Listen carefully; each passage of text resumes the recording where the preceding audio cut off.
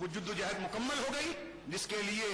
اللہ رب العالمین نے فرزاندان توحید کے بازوؤں میں اور ان کے بازوؤں میں فاروق اعظم کا رعب اور طاقت اور ان کے سینوں میں صدیق اکبر کی صداقت کو دیکھ کر جو کھڑا کیا تھا نا، ان کے جذبوں کی صداقت کی دلیل قائد اہل سنت جیسی شخصیتوں کی صورت میں 7 سپٹمبر 1974 کو پاکستان کی اسمبلی کے اندر جو مرزائیوں کو غیر مسلم اقلیت قرار دیا گیا اس پہ ہوئی، اور پاکستان بنا اس فکر کے لیے تھا اب اس کا فیضان قیامت تک عام رہے گا، تو لہذا پاکستان کو اسی فکر نے بچا کے رکھا ہے۔ لہذا پاکستان کا استحکام چاہتے ہو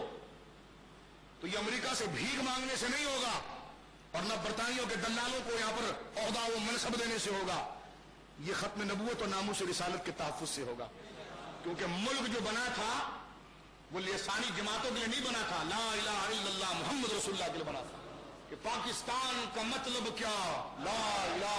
الا اللہ۔ یہ پاکستان اس لیے بنا تھا، کسی قوم کی عصبیت کے نعرے کے لیے نہیں بنا تھا۔ اس لیے سارے مسلمان، جیسا میں نے پہلے بھی عرض کیا کہ وہاں پر بھوپال کی تاریخ دیکھیں، جوناگڑھ کی تاریخ دیکھیں، گجرات کی تاریخ دیکھیں، سندھ اور کچھ کی تاریخیں دیکھیں، وہاں مسلمان بڑے عیش و عشرت سے زندگی گزار رہے تھے، لیکن جب نعرہ نکلا نا کہ ہم جانیں لٹائیں گے لیکن ایک وطن ایسا بنائیں گے جس میں نظام مصطفیٰ ہوگا، تو جب جانے لگے تو ہندو راجاؤں نے مسلمانوں کو روکا اور ان کی داڑھیوں میں ہاتھ رکھ کر کہا کہ کیوں جا رہے ہو ہندوستان کو چھوڑ کر، رک جاؤ یہاں پر، آپ کو یہاں پر کمی کیا ہے، تمہارے کاروبار یہاں پر ہیں، تمہاری نسلیں یہاں گزری ہے، تمہارا اتنا دبدبہ ہے، ایسے علاقے میں جا رہے پھر جا کر اس کو آباد کرو گے۔ تو ان شہنشاہوں نے پتہ ہے کیا کہا، ان شہنشاہوں نے کیا کہا، انہوں نے کہا ہمارا وطن یہ نہیں ہے، ہمارا وطن وہ ہے جو مصطفیٰ کی یاد دلاتا ہے، ہم اپنی جان کی حفاظت کے لیے نہیں، نظام مصطفیٰ کو نافذ کرنے کے لیے جا رہے ہیں۔ جن مسلمانوں نے ہجرت کی ہے، جانوں کا نذرانہ پیش کیا، اپنے بچوں کو ہجرت کے دوران اپنی بیوی بچوں اور تمام کی عصمت دری اور قتل و غارت گری کے اس پورے طوفان اور آگ کے سمندر سے جو آئے ہیں، یہ نظام مصطفیٰ کے نفاذ کے لیے آئے ہیں۔ انہوں نے کہا جی کیا کرنے جا رہے ہو اپنا سب کچھ چھوڑ کر، کہا جی پاکستان میں رکھا کیا ہے، کہا جی لا الہ الا اللہ، لا الہ۔ اور ہندوستان کے ہمارے مسلمان کہتے ہیں کہ جی آپ لوگ یہیں پر اگر رہتے نا تو ہمارا وہ بہت زیادہ ڈنگے مار لیتے، اور میں نے کہا مسلمانوں تمہاری عزت بھی اس پاکستان سے بچی ہوئی ہے،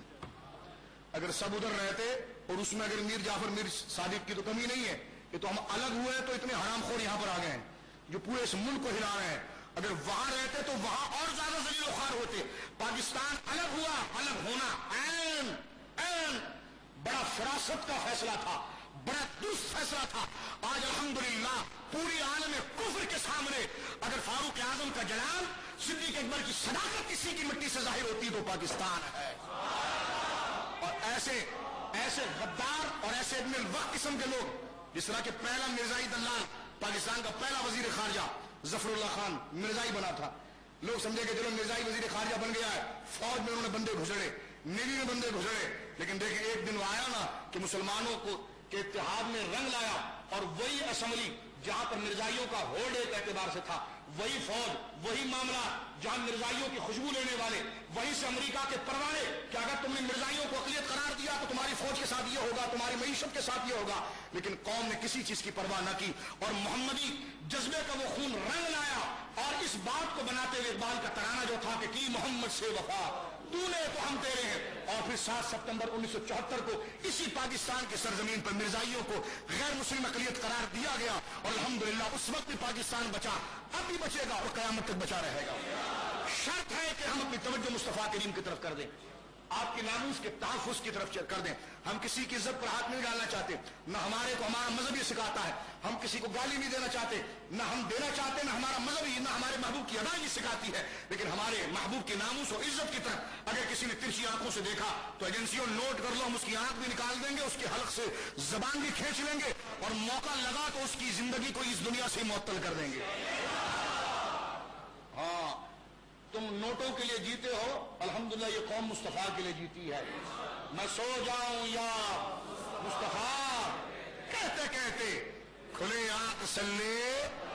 اللہ کہتے کہتے، ہم جان تو دے سکتے ہیں لیکن حضور کے مقابلے پر کسی کو نبی تصور کرنا، الیاذ باللہ، یہ کبھی کوئی مسلمان اس بات کو گوارا نہیں کر سکتا۔ اب